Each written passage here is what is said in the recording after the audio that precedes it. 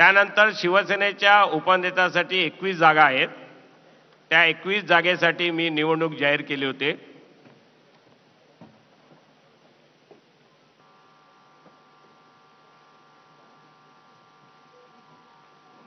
या सर्व प्रस्तावाची पोच ही निवडणूक आयोगाला आणि पूर्णपणे जो ठराव होते त्याच्यामध्ये एकनाथ शिंदे यांची नेते म्हणून पक्षप्रमुख पदी देखील ही निवड ही उद्धव बाळासाहेब ठाकरे यांनीच केलेली होती. हे देखील या प्रस्तावामध्ये होतं.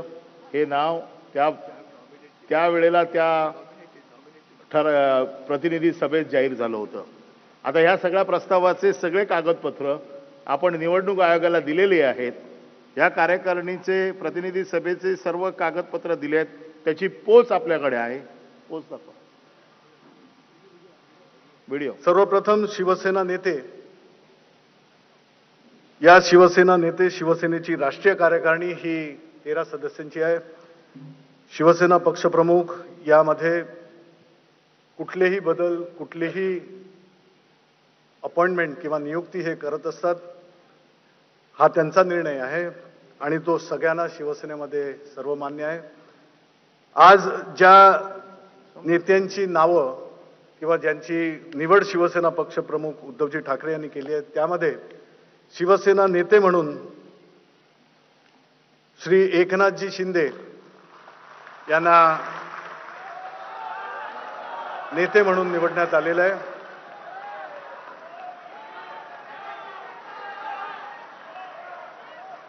त्याचप्रमाणे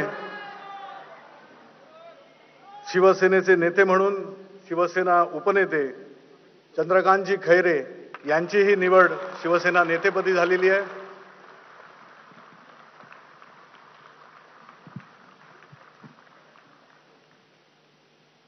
शिवसेनेचे नेते म्हणून केंद्रीय मंत्री श्री अनंत गीते यांचीही निवड शिवसेना नेते म्हणून शिवसेना पक्षप्रमुखांनी केली आहे.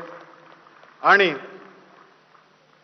शिवसेनेचे उपनेते खासदार आनंदराव अडसूळ यांचीही शिवसेना नेतेपदी निवड करण्यात आली आहे. शिवसेना पक्षप्रमुखांनी या 4 नेत्यांची नावं जाहीर केलेली आहेत. मी विनंती करीन त्यांनी थोड्या वेळाने, मी बाकीचं हे करतो त्याप्रमाणे नंतर यावं. आपल्या सगळ्यांना शुभेच्छा.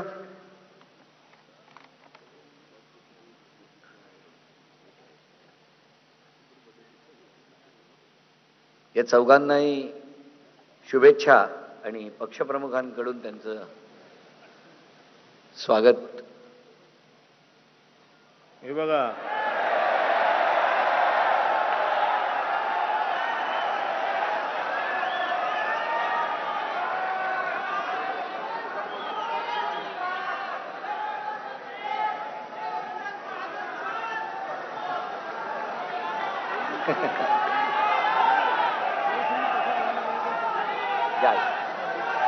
सर्व सन्माननीय नेते,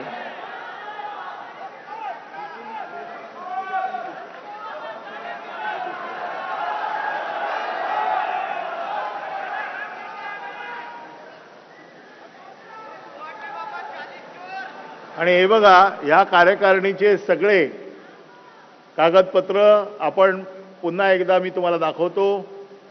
election commission of India 4 April 2018 या दिवशी आपण त्यांच्याकडे दिलेले आहेत.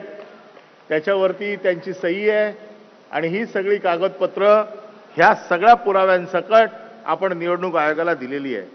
मला असं वाटतं त्यानंतर 2018 ते 22 या काळामध्ये देखील, कालावधीमध्ये देखील निवडणूक आयोगाने आपल्याशी पत्रव्यवहार केलेला आहे. आणि हा सगळा पत्रव्यवहार हा उद्धवजींना केलेला आहे. उद्धवजी बाळासाहेब ठाकरे, प्रेसिडेंट शिवसेना, हे सगळी कागदपत्र